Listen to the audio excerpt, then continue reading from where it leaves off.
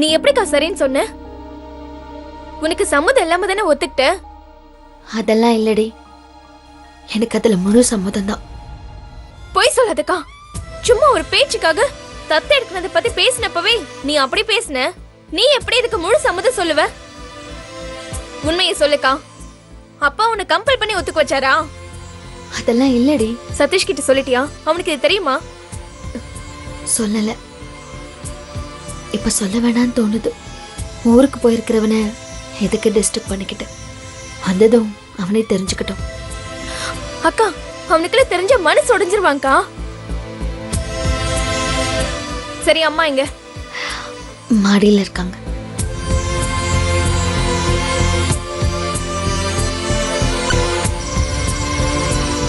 அம்மா, மா, என்னம்மா தனியா நின்னு அழுதுட்டு இருக்க?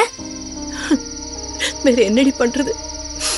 சின்ன வயசுல இருந்தே திவ்யா இந்த வீட்டுக்காக கஷ்டப்பட்டது கொஞ்சம் நஞ்சம் இல்ல. நான் உடம்பு முடியாம இருந்தப்போ திவ்யா சின்ன பொண்ணா இருந்தாலும் அவ என்ன பாத்துக்கிட்டது இருக்கே. என்ன பெத்த அம்மாவா இருந்தா கூட அப்படி பாத்துருக்க மாட்டாங்க.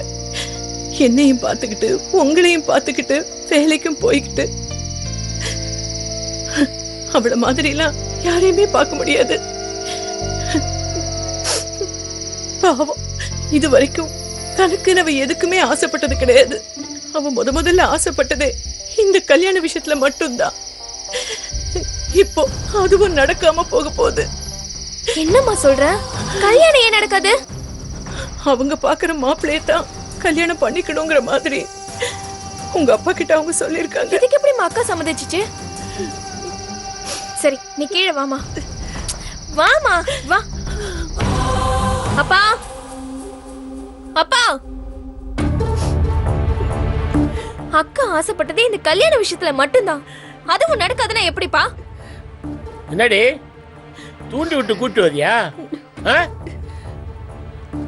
அவ கல்யாண விஷயத்துல நானா எதுவும் சொல்லி தடுக்கல.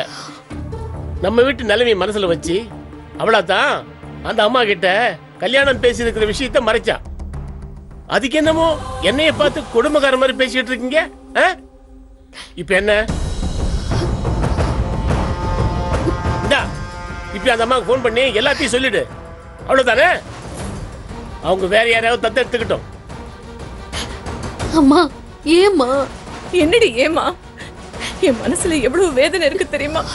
புழுங்கி புழுங்கி சாகுற. நாளைக்கு காலையில முகூர்த்த புடவை எடுக்கணும்னு சொல்லி மாப்பிள்ளையோட அண்ணன் அண்ணி வந்து நிப்பாங்களே, அவங்க கிட்ட நம்ம என்ன சொல்றது? அவங்க முகத்துல எப்படி முழிக்கிறது? அவங்க வந்தாங்கன்னா நான் பாத்துக்கிறேம்மா. நீங்க யாரும் பேச வேண்டாம். என்னன்னு பேசுவ? நான் பேசிக்கிறேம்மா.